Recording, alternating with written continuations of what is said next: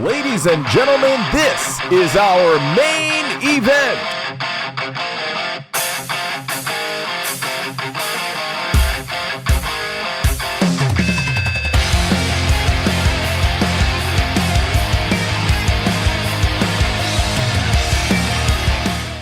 "14, 15 years old, going to the gym for the first time, and I'm ready to fight. Hey, can I fight somebody?"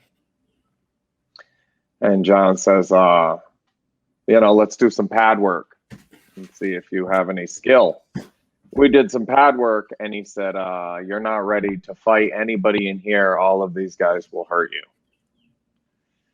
And I mean, I'm heartbroken. At the time, I was just like, I didn't care about getting hurt, I kind of wanted one person standing in front of me where I knew where the punches were coming from, I wasn't going to get hit with a piece of food or have somebody kneeling behind me and get knocked over or something, I knew where the punches were coming from. So I really didn't mind the ass whoopings.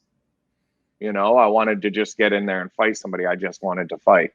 So to have somebody I looked up to, I watched on TV as a child with my father, say that he didn't want me to fight any of those guys was kind of heartbreaking, I left there, started going to other gyms, and a lot of the other trainers let me fight. They didn't have any qualms about putting me in the ring with somebody to help build them up. Now, you guys know I'm on the autism spectrum. One of the symptoms that is has most affected my life is sensory-related claustrophobia. So the fact is, I see 3 or 4 punch combination, I kind of turtle up. It's why my jab's so proficient. I made a habit of never fighting hard enough to never get to that point where I saw 3 or 4 in a row to hide the fact that I was, as Scully once said, when you cornering me falls like wet bread. So I'm going gym to gym to gym and willing to fight and basically getting fed to fighters that were maybe had a future in boxing. As soon as the trainer realized I didn't have a future in boxing, it was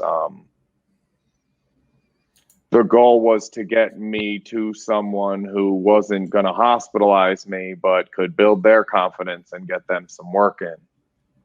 I found myself basically going from like eating food by myself in the back of the lunchroom to working a heavy bag by myself in the back of the gyms. I hope he can hear me. I was in my mid-20s and when one of the gyms, I'd been to 40, 50 gyms maybe at this point, and had that first experience I had with John was unique in that he didn't let me fight anybody, which I kind of took as a slight at the time. In my mid-20s, I went back to the gym he was in, and we went through that same drill. I want to fight somebody. All right, well, let's do some pad work. And he put the hand pads on and we did some pad work. And you're not ready to fight anybody here, but I'll spar with you.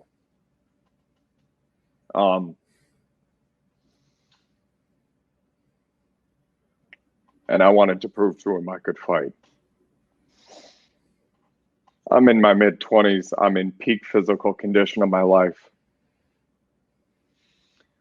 And I'm fighting one of my childhood heroes. And I'm throwing excess of 100 punches around, and he's maybe throwing 1 or 2. And he's just parrying and blocking everything and moving around, and I'm exhausting myself. I'm hurting myself worse than I'm hurting him.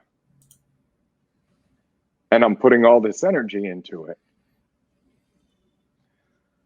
And after 5 rounds, I started falling. He was walking me down and still didn't need to throw any punches to beat me. And I got out of the ring just completely exhausted and caught my breath and went to the back and started working a heavy bag. And I remember John walking over there and asking me about falling. I've never seen that before. You can jump rope 20 minutes, half hour to clip without a kick, you know, so I know there's nothing wrong with your legs. What do you think's going on? I learned later I got a master's degree in psychology and at some point learned about sensory related claustrophobia and what was really going on for me. But couldn't tell him at the time, just that I was going to be able to fight my way through it and make my way into this club.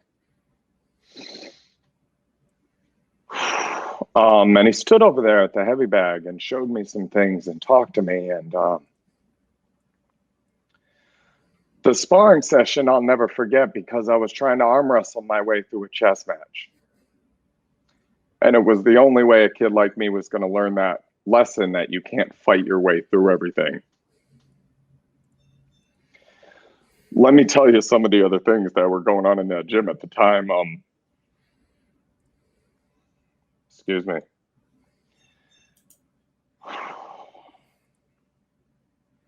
I wanted to first ask John what his interpretation of scrub scraps was, and then asked him what he thought made his training style different from other people. Other trainers. What else was going on in that gym is Chad Dawson's career was in full upswing. He was prepping for a fight with Efren Garcia. Lawrence Claybay, former heavyweight gold medalist, was training for a fight. He was at the gym that day.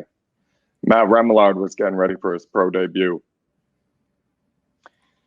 And Jose Antonio Rivera was preparing to what would be his first world title win.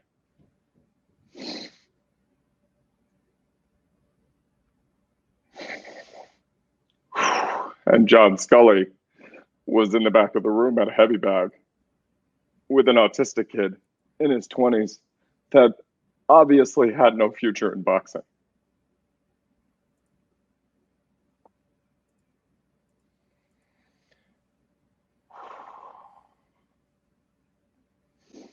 What I learned about not being able to fight your way through everything during that sparring session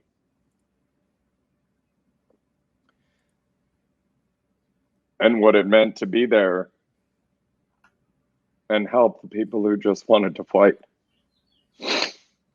I don't go on his list of who's who of people he trained, I'm sure. But in a way, it's the foundation and platform that Scrub Scraps was built on. That there should be a spot for everybody. And that not everybody's willing to fight as hard as I did to learn to fight. Not everybody's going to go through all the ass whoopings I went through trying to get to that place. In fact, the vast majority of them walk into another gym where John Scully isn't the head trainer, get fed to one of those wolves, and go home with more problems than they had when they got there. But the angry kid getting stuffed in lockers and thrown in garbage cans and eating food in bathroom stalls because he doesn't want to deal with the other kids in the lunchroom. Letting that kid fight. It changed me. We got you. Hello. Hey, John. I don't know. You tell me. Okay. How's it going, my friend? Can you hear me? Yep. Yeah. I'm good. Can you hear me? Yeah. We can hear you all right. You can hear us? Okay. Hey, I'm going to put you on the spot here with the first question, all right? What do you remember about Scrub Scraps? What's your impression of Scrub Scraps, my boxing club? How would you describe the Scrub Scraps? You know, I just saw it online, and I mean, really, it kind of reminded me of when I first started. I remember seeing it online, and it reminded me of when I first started boxing. We used to do the same thing. Kids in my neighborhood, we actually called it the WBC, the Windsor Boxing Council, and we had kids. I had 9 fights. I was 9-0. Nice. Nice. Hey, I also wanted to ask you what do you think makes you different from other trainers? Um, I think I'm bigger than most guys on the mental aspects of boxing. Personally, I think it's the mentality. I'm big on the mentality. I tap into guys' mentality just as much or more than I do their physical attributes and their physical game. And a lot of trainers that I've worked with have never dealt with the mental aspects of boxing. And to me, that's probably the most important. I just told, I hope you can hear me. I just told kind of our story and our whole history. We met when I was about 14 or 15, and then we worked together again when I was about 24 or 25. And that other time in my mid 20s, when I came in, you sparred with me. And then when I was completely exhausted at the end of the sparring session, crawled out of the ring over in the corner, started working the heavy bag again, and you came over and took time out to really talk to me about my legs staying up and my jab and giving me tips about lateral movement and stuff. And I was just telling these guys, Chad Dawson was there. He was training for Efren Garcia. And Matt Right. Remillard was there. He was getting ready to debut against Arlington Pandy. And Lawrence Claybay was trying to make a comeback, the former silver medalist. And Jose Antonio Rivera was getting ready for a world title fight. And you were in the corner giving tips to a 20-something-year-old autistic kid that obviously had no business in the boxing game. That's what sets you apart from other trainers, my friend. Thank you. Well, you know what? I'll say to that, there's a place for everybody. You know, like especially my gym at that time. I mean, you remember we had little kids, we had a couple older guys. There's a place for everybody. And that's a beautiful thing about a boxing gym is you could have. I remember being in the gym one time, and I stood back in the corner, and I was telling a friend of mine, I go, "Look at this gym." I go, "You see that guy over there? That guy killed somebody. He was in jail for about 10 years for murder. That guy over there, 10 feet away from him, he's a lawyer. He's an attorney in Hartford. See that guy over there? He's a former world champion. He's helping train these guys." So everybody's welcome in the gym. And in my lifetime, the place I've seen more diverse people interact with each other is in a boxing gym, for sure. Mm. Beautiful, beautiful. Well, and what you just said was the answer to my first question. What makes Scrub Scraps different from other boxing clubs is we give all those different demographics a chance to compete with somebody whose level they're on, and give a platform for them to be successful. That's more than just the sparring that they go through behind closed doors. And in a way, Right. that day with you, I said to these guys, I went in there, I threw over 100 punches around. I think he threw 2 or 3 per round. He just parried everything and moved his feet and wasn't going to hurt me to beat me. And I lost all my energy. I hurt me worse than you. And you could have done 100 of those. So it was like Right. this learning lesson where you can't arm wrestle your way through a chess match. And I was thinking that for years. I still do it. You can't arm wrestle your way through a chess match. So this Scrub Scraps thing started to face some legal difficulties. And I got in there with that lesson you taught me, and I started playing chess. We now have an exemption from USA Boxing to run Scrub Scraps. And we've got a 501c3, and our authorized representative is Jason Conception. We're getting ready to push that through. Just got the request to expedite accepted. But those are examples of playing chess. I wasn't going to be able to arm wrestle my way through this one. I was ready to just run my fight club and get arrested because I'm doing good things for the community. And you can't win that's not how you win fights. Not big ones, not like this. And I thank you for Right. everything you did in my life, man. You changed my life. Thank you. That's humbling, man. I appreciate it. I really do. And that's what's beautiful about boxing is that people think if you don't become a world champion that you're not successful. You failed. And that couldn't be further from the truth. I mean, there's guys who got more out of boxing without ever having even made a name for themselves, but just internally, they got more out of the game than most people get out of a job that they work for 40 years. It really is a special game, and you obviously understand that on a different level. So it's pretty cool. Thank you, man. Hey, we really appreciate you coming on. You guys got something for John? Yeah, I've always wanted to ask you this. April 28th, 2012, Chad Dawson, Bernard Hopkins, your guy Dawson, right? Kind of runs into some trouble in the middle rounds. What did you see there, and what did you say to him that obviously turned the tide and helped Chad win that fight over Bernard Hopkins? Well, I'll tell you what, as a trainer, what I try to do is I try to establish a way of speaking to certain fighters. And with Chad, he had a history of kind of losing focus during fights and fading away a little bit. Even when he was winning, he would lose focus. So I said, listen, you got to understand. I said, picture this in your head. You're on the goal line on a football field. You've got to go 100 yards to score a touchdown. You can't go 99. You can't go 42. You can't go 1. You've got to go 100. You can't lose focus halfway down the field and run out of bounds for no reason. You have to go to the end zone, and whatever it takes to keep you focused on that end zone is what you've got to do. So we were winning the fight early on, and then all of a sudden it seemed like Chad started drifting. And I remember saying to him, listen, you've got like 70 yards to go, man. You gotta focus. Now, a lot of people probably listened to that. They didn't have any idea what I was talking about. They might have thought it was stupid advice, but he obviously knew what I was talking about. And from that point on, I feel like we took over the fight and we won going towards the end.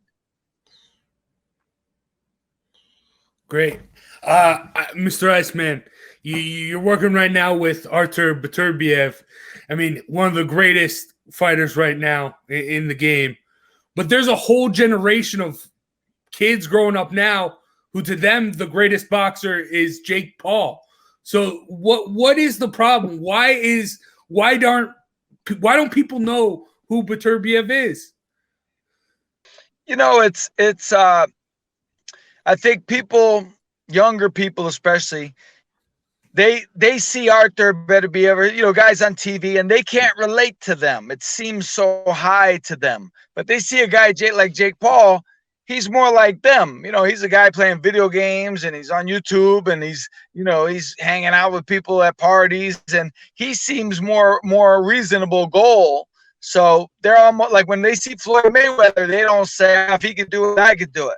But when they see a guy like Jake Paul, they say, hey, if he could do it, I could do it. I think they feel a little bit more connected to a guy like Jake Paul. And, for better or worse, I mean, it's going to bring new fans. Hopefully the majority of them realize there's a lot more to it than just that, and they learn to appreciate real boxing. But for now, this is kind of what we're with. These type of fighters, who are going to connect with guys who up until now maybe never had an interest in boxing. Let me ask you this, considering all that you've done for the great sport of boxing, and especially here in Connecticut, I know it's been about 11 years you were inducted into the Connecticut Boxing Hall of Fame.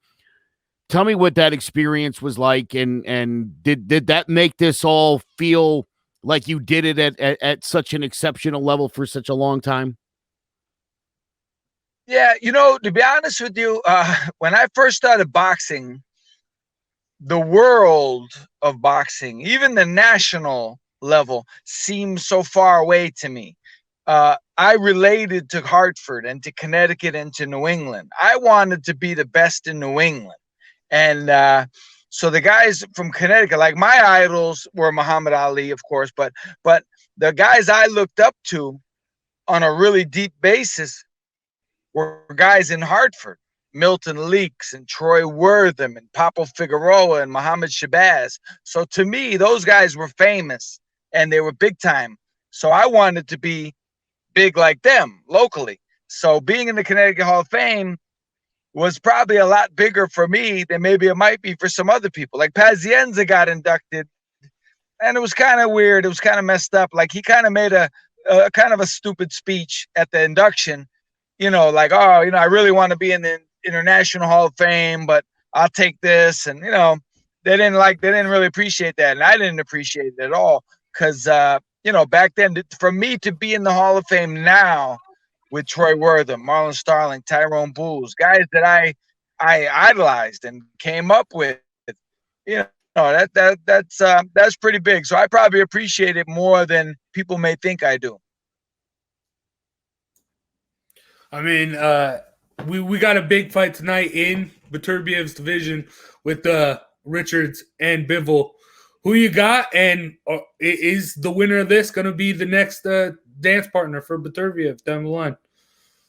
I mean, I would assume Bivol wins. I mean, I really like Bivol. He's good. He's very good. I think, personally, I think the biggest and most important fight in the division is Bivol and Arthur. They've got to fight.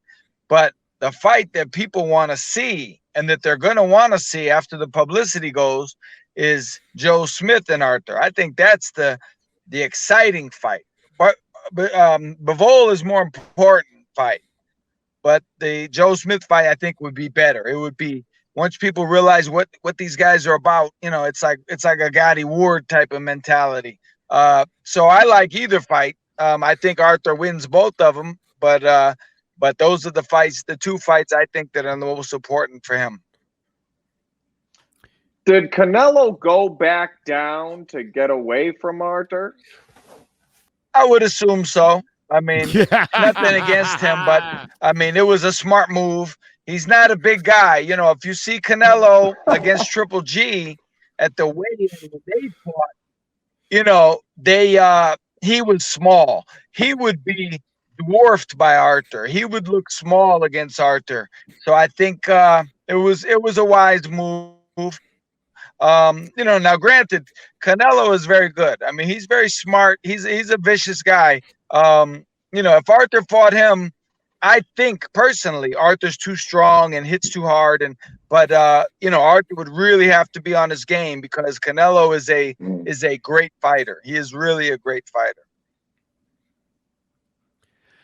John, April 12th, 1995, you and Michael Nunn, do you think in your heart that you won that fight? I know at least one scorecard was kind of out there, but do you feel like you won that fight? It was actually December 8th, 1995, just to be technical. So what did I say? But I mean, when it was over, when it was, when I was in the ring and it was over, I felt very good about it, about maybe getting the decision. I knew I figured and knew it was a close fight.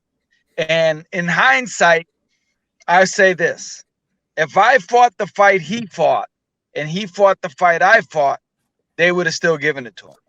They would have given it to him because he's Michael Nunn, and they would have given him credit for his strategy. You know what I mean? So boxing judging is very, very sketchy sometimes because you're dealing. The simple fact of the matter is it's human beings at ringside. They have biases, they have impressions, they have favorites, they have allegiances. At the time, Michael Nunn was ranked number 1, getting ready to be set up with a fight with Roy Jones. Bob Arum was the promoter. So realistically, the last thing on earth Bob Arum wanted was for me to win that fight. So, I know I had a bias going against me going in, but in hindsight, that's probably my finest moment as a pro, and it's definitely the moment I get asked about and talked about by far the most. Well, I think you won. Let the record show. Thank you. But another question. Your fight with Drake Thadze, your only stoppage, your only time getting stopped due to a tough weight cut. Can you explain what it's like cutting weight? Because that's a whole part of the fight game that not a lot of people see. That was boxing wise, that was the worst experience of my life from top to bottom, including the day of the fight. And people don't realize what we go through. And I'll tell you quick, it's a long story, but the major points would be this. I didn't weigh myself at all during training camp. I just said, I'm not going to focus on the weight. I'm just going to train really hard. I was so skinny that I remember a few days before the fight, one of my fighters said to me, "Wow, Scully, you look so skinny. It's crazy." I said, "Yeah, man, I'm going to be on weight. I'm going to be way underweight." I thought I would weigh in. I go to the gym on my way to Boston for the weigh-in. I weigh 183.5 the day before the weigh-in. And I remember slamming I'm skinny. I'm literally bone thin, right? I slammed the thing down. I thought my trainer was weighing it wrong. And he's like, "Nah, what do you want me to do? It says 183.5. So I went to Boston that night after having been through hell to lose weight. I still had 8.5 pounds to go. I went to Boston. I sat in a steam room all night. I chewed gum and spit out the saliva all night. And when I knew I was in trouble, a guy by the name of Danny Sheehan, he's a middleweight I used to spar with, and he was on the undercard. And he knocks on my hotel room door. I opened the door. I had nothing but underwear on. And I remember he literally gasped. His eyes got really big. And I'm like, "Oh, what's the matter?" And I knew deep down, but I'm like, "Man, what's wrong?" And he goes, "Oh, nothing. It's good." So we go to the weigh-in. I weigh in, and I never forget it. There's these two fighters, Derek and Darren Whitley. One of their father-in-laws was at the fight. He doesn't know anything about boxing. He's just there hanging on. We're walking from the weigh-in. Now, one of the Whitley twins says to me, "How do you feel?" Now, every fighter in the world is going to say the same exact thing. "Fine, I feel good."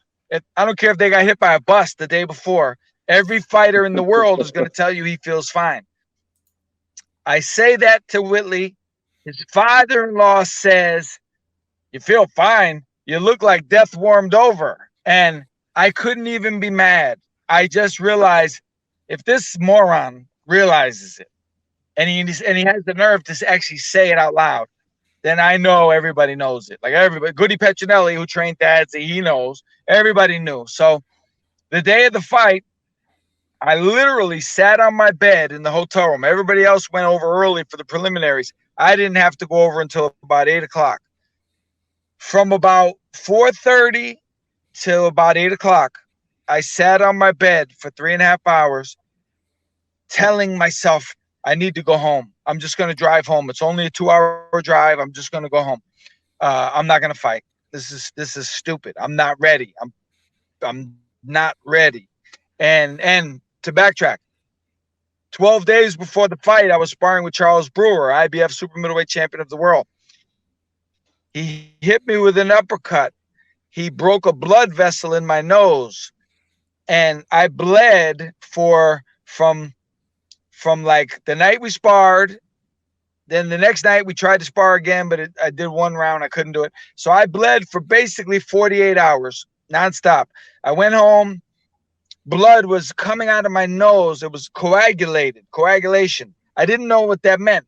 I thought like part of my brain or something was coming out of my nose because it was so thick. And I'm like, I've never seen it before. This doesn't look real.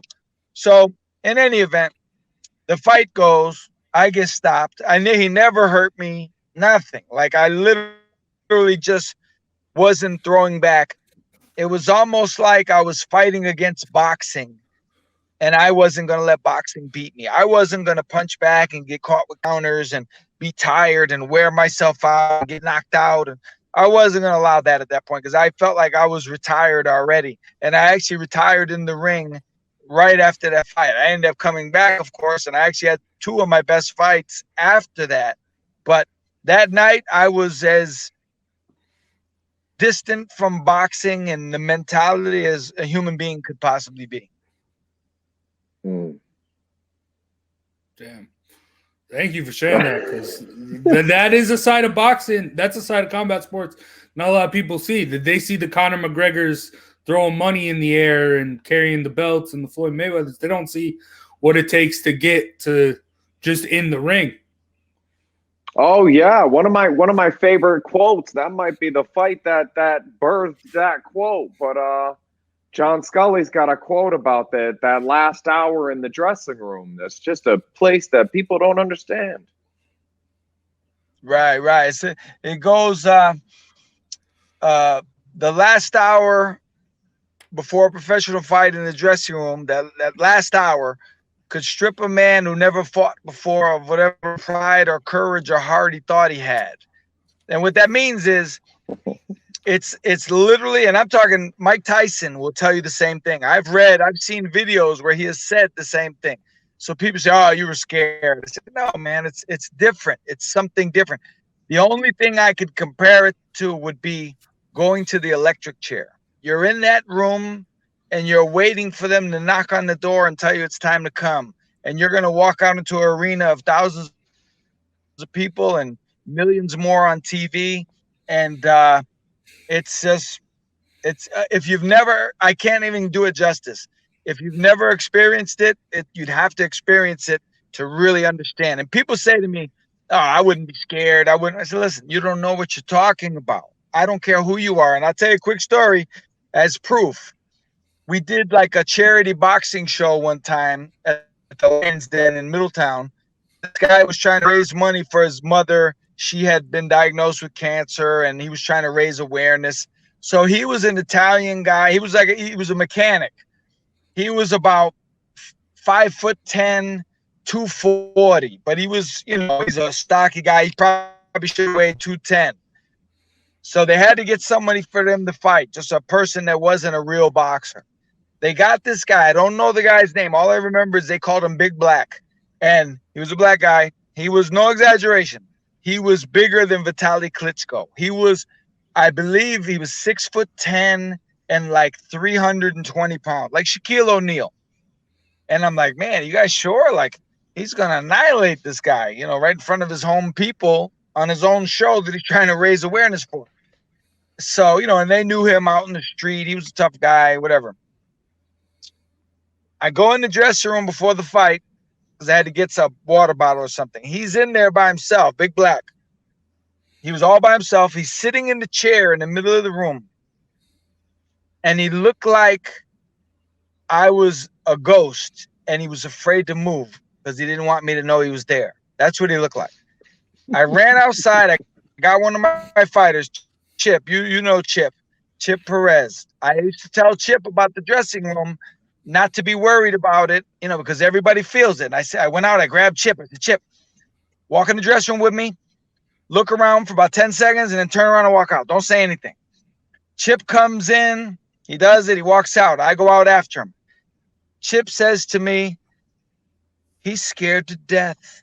I said, yeah, he's scared to death. I said, and you're going to be too when you turn pro. You're going to be in that dressing room. You're going to be scared too. And you're, and I don't necessarily use the word scared, but you're going to feel something you've never felt before.